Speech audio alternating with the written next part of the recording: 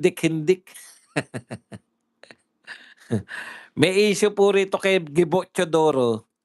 Nakakatawa po 'to eto na naman, basta tungkol po sa China, meron pong dating, associate justice na lalabas para magsalita, 'di ba? Nakasawsaw po 'yan sa usapin ng China lagi, okey.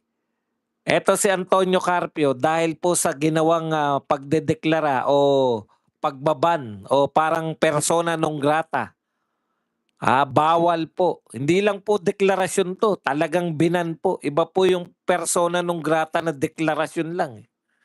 Eto po talagang binan.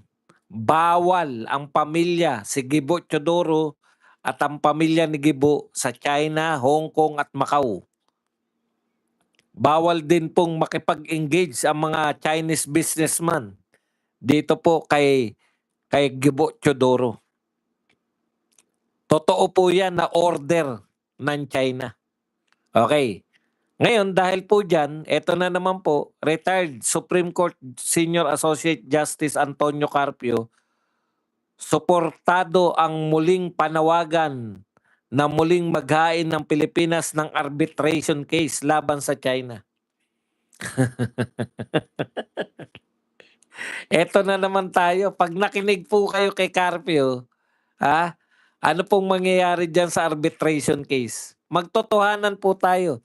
Nanalo ba tayo sa arbitration case? Opo, nanalo tayo by default. Hindi po nakisama yung, nireklamo natin na China.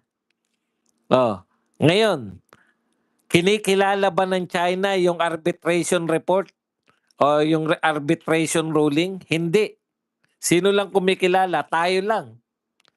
O ngayon, balak na naman po ni Carpio na magsampa na naman ng panibagong arbitration case laban sa China. Ang tanong Carpio, kung manalo ulit tayo, bilyon po ang ginagastos natin, ha? Bilyon. Okay. Ang tanong ko sa iyo Carpio, paano kung manalo ulit tayo?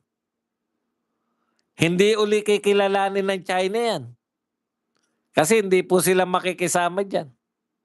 Magsasampa na naman tayo ng panibagong kaso?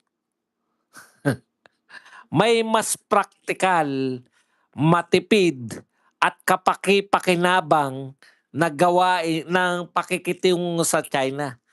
Kaysa demanda tayo ng demanda sa China, naiirita pa sa atin yung China.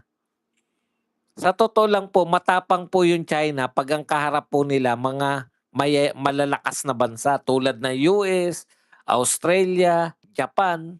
Hindi po yan papadungo kahit kaninong bansa, kahit po yung mga bansang Europeans. Hindi po dungo ang China. Bakit sa Pilipinas, kayang-kaya natin pagsabihan yung China? Kasi po, hindi po tayo pinapatulan ng China dahil lalabas silang bully. Ayaw po nilang lumabas na bully sila. Oh. Yung China, yung mga incheck po, mahilig po sa negosyo yan. Pangit sa negosyo yung nakikita ka na ikaw ay kontrabida. Pero hindi tayo atrasan. Pinaka the best way po na pakikitungo sa China, meron na po tayong formula, eh. Nakinabang po tayo sa pakikipagkaibigan, makipagkaibigan po tayo sa China.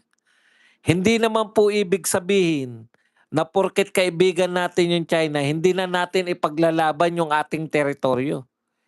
In fact, lahat po ng kapitbahay natin, as in lahat sa ASEAN, lahat ng ASEAN, lahat po ng Southeast Asian countries, kaibigan ng China. Mayroon pong ugnayan sa China. Actually, tayo rin, eh. May ugnayan din tayo sa China, eh. Pinaka the best po na gawin natin, makinabang tayo sa pakikipagkaibigan natin sa China. Katulad po ng pakikipagkaibigan natin sa US. Tapos na po yung utak na laos na po yung utak na na Cold War mentality. Ano po yung Cold War mentality na isa lang yung pwedeng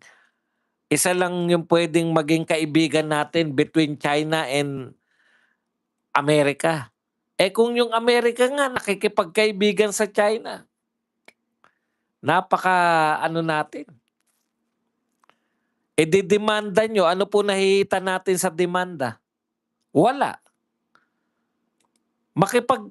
Pag-isipan na lang nyo paano natin mahuhukay yung mga langis dito sa Pilipinas na wala tayong problema.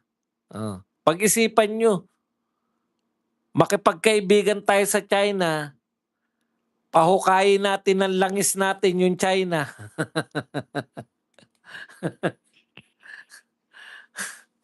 Para wala nang gagambala. Naku, napakayaman pala natin sa langis. Hindi lang natin mahukay. Bakit kaya hindi natin mahukay? Correct. Hindi papayag yung kaalitan natin. Kung yung kaalitan natin, pahukayin natin, di nakinabang tayo pare-pareho.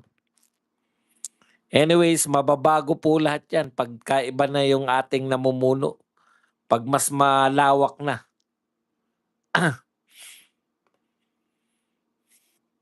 Okay. Hindi ko po binabalita yung report na magkakaroon po ng Blue Ribbon hearing sa labas po ng Senado yung grupo po ni Marcoleta kasi nga nag-declare na nga to si Joel Villanueva. Pero meron pong sa page po ni dating congressman na Mike Defensor, nakalagay puro na tuloy na yung Blue Ribbon hearing nitong grupo ni Marcoleta. Ang problema natin, Martes yun, naka-schedule. Kaya po hindi ko siya nilagay dyan sa balita kasi alam naman natin lahat na nagsalita na si Villanueva, pan-13 siya, di ba? Sabi niya lang wala siyang kinakampihan. So ano pong mangyayari? Pagbukas po, nag-elect na yung 13, kasama si Villanueva, wala na pong magaganap na Blue Ribbon na separate kasi idedeklara na nila na yung Blue Ribbon na legit. Yung kay Erwin Tulfo, 13 na po sila eh. Ganun po kaimportante sa grupo nila yung panghuhudas nito ni Joel Villanueva. Kaya sa mga nagko-question po na tuloy ba yun o hindi, so far hanggang ngayon, si Senator, ang legit po na Senate President, si Alan Peter Cayetano. Ang legit po na Blue Ribbon, si Pia Cayetano. At ang legit po na subcommittee na nakatutok sa flood control, si Marcoleta. Pero mababago po yan lahat eh. Pag naging 13 na sila. Yan yun. Okay? So sana po malinaw sa inyo yung mga kaganapan para hindi po tayo nalilito.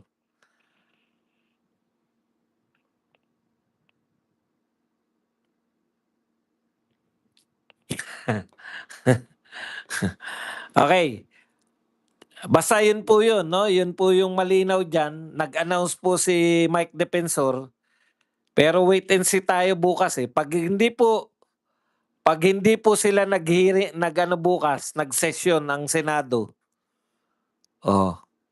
Si legit pa po si Marcoleta hanggang pwede pa po sa Martes. Pero kung bukas na yung magse-session sila, mali rin eh. Kung ako yan, di ko i-announce eh.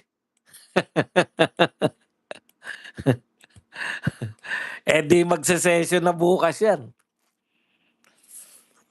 No? Gabi na eh, with in-announce pa eh. Hindi ko maintindihan rin yung gimmick na yun. Anyways, balik po tayo dito sa mga balita natin. Mamaya po yung mga katanungan nyo ha. Huwag kayong mag-ilala.